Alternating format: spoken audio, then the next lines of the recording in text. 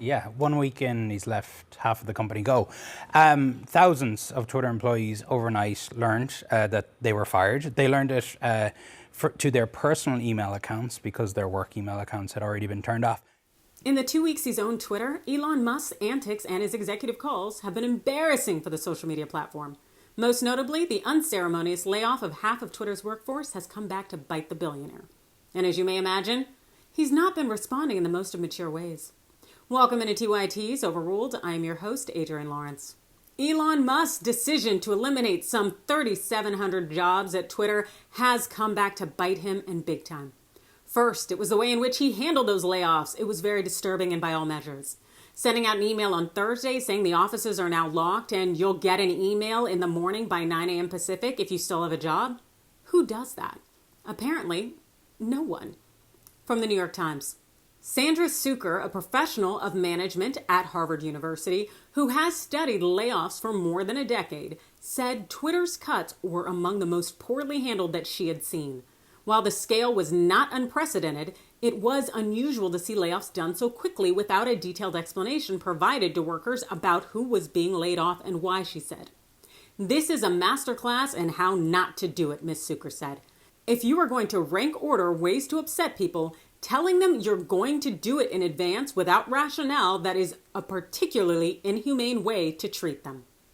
Said another way, Musk approached these layoffs like an immature billionaire playboy who never expected to have to make good on a $44 billion offer to buy a social media company that hadn't generated any profit in the last 8 of 10 years.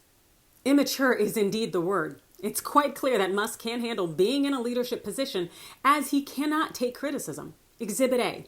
On Friday, amidst the layoffs, Elon tweets this. Twitter has had a massive drop in revenue due to activist groups pressuring advertisers, even though nothing has changed with content moderation, and we did everything we could to appease the activists.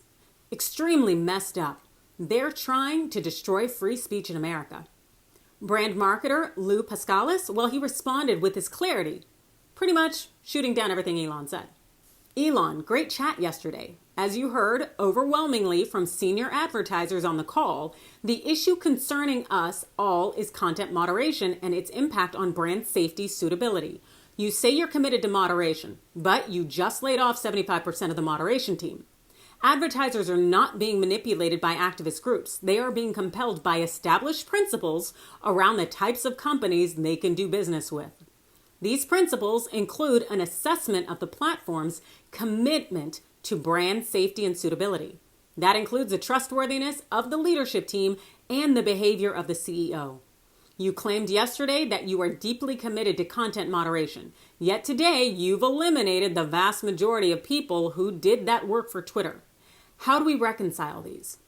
This is truth and, shucks, it's just clarity in a question, yet Musk responded by blocking Lou Pascalis. Very mature. Musk may have thrived at other businesses, but he is in over his head here. Crafting a successful social media platform is very different than creating a car part or rocket thruster. And Musk fails to realize that Twitter is about people and a human connection, the human experience. He's already disrespected that by discarding Twitter's workforce and also being foolish in the process. Check out this from tech journalist Casey Newton, who contributes to the New York Times. Multiple sources and Twitter blind chats now saying that the company has begun to reach out to some people it laid off yesterday, asking them to come back. Whoops.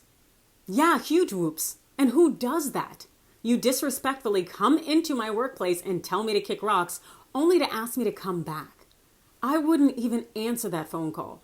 And what advertiser really wants to do business with someone who can't even conduct themselves in a professional way and make some maybe intelligent layoffs?